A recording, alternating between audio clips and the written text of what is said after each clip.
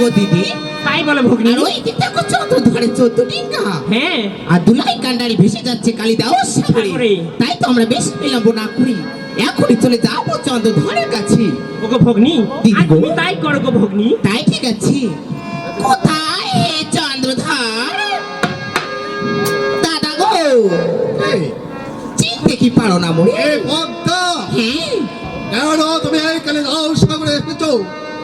বলো বলো, কিসের জন্য এসেছো?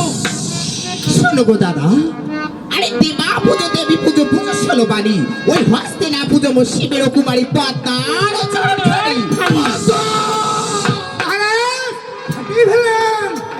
গো দাদা, তাই তো একটিবার আমার চনি নিত্যাঞ্জলি পুষ্পাঞ্জলি করো, তাহলে তোমার মঙ্গল হবে। পদ্মা! আরে দাও আমার সর্বক থেকে।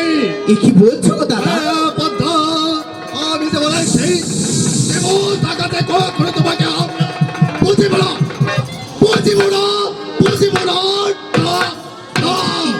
এ কি বলছো গো দাদা? গো দাদা, দয়া করি একটিবার আমার চরণে ফুল পুষ্প দাও গো দাদা, তোমার মঙ্গল হবে। পদ্মা!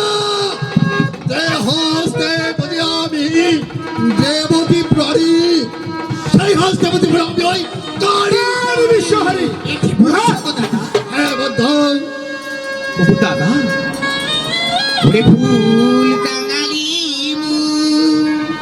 দেহের পদারে,